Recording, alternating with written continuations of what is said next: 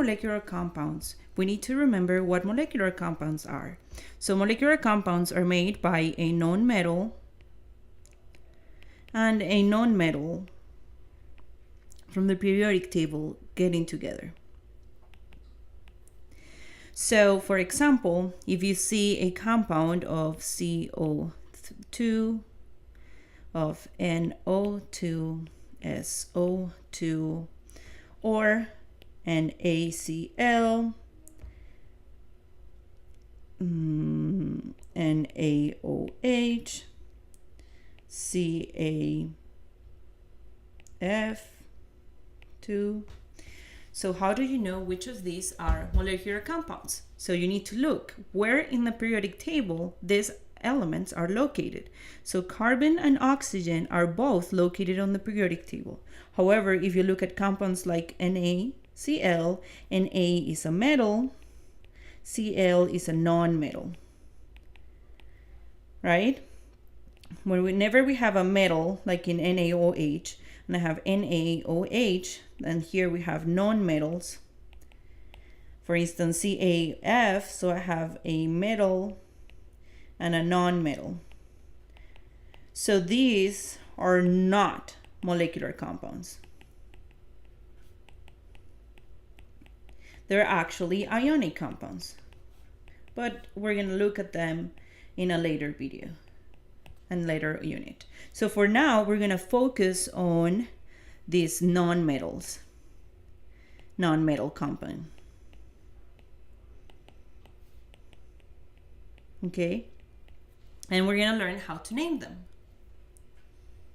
When we look at a compound, the subscript or the small number to the right of the chemical symbol is equal to the number of atoms of that element in the compound.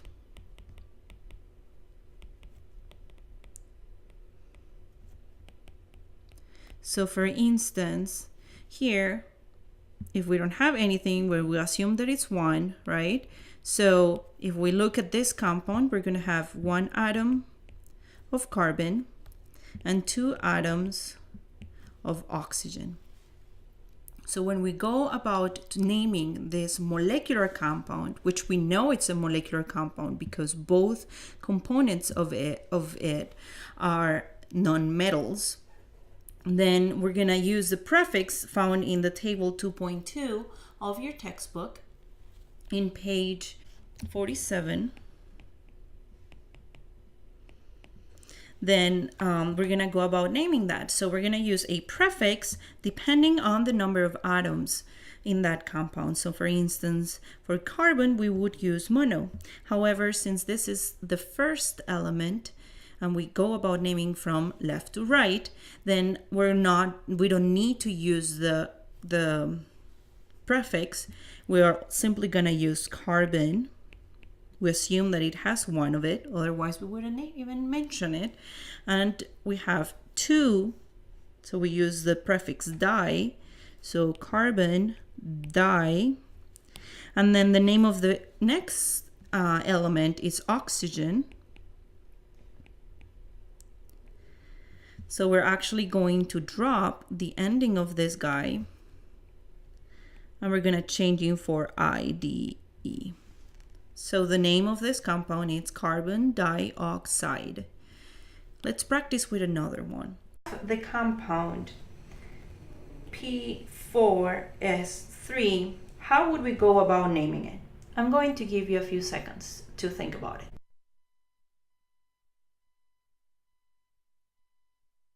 So if we want to name this, we're going to look at the prefix, right? So I got 4 tetra, and I have 3 sulfur.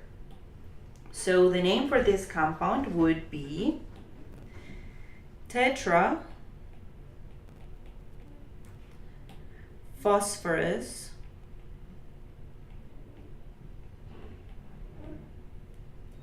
trisulfide.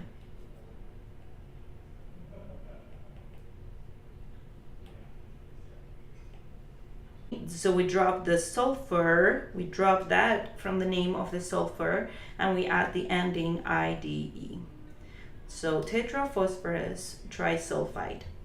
In the next slide, I'm going to have you practice some of this naming.